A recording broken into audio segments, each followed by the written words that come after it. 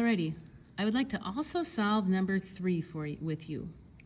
So it says here, during the day, a 27 degrees Celsius cylinder with a sliding top contains 20.0 liters of air. At night, it only holds 19 liters. What is the temperature at night? Give the answer in Kelvin and Celsius. Okay, so let's go back in here. During the day at 27 degrees Celsius. Okay, that is a temperature number, so that's got to be our T1. So 27 degrees Celsius. A cylinder that's compressible has 20.0 liters of air. Well, that's liters, that's a volume, and that's the first volume described, so that's our V1.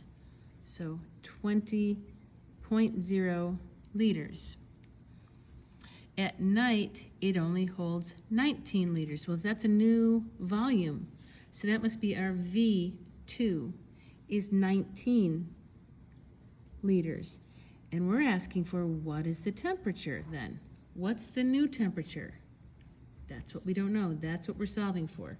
So we're solving for T2.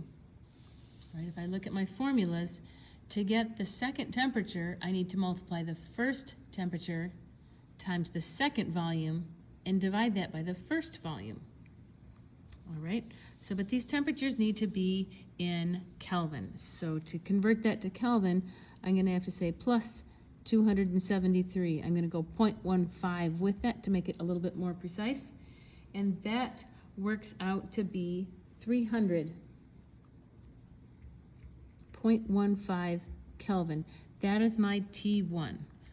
So in my formula, I need to go T1, 300.15 Kelvin, times the second volume, which was 19 liters. And divide that by the first volume, which was 20 liters.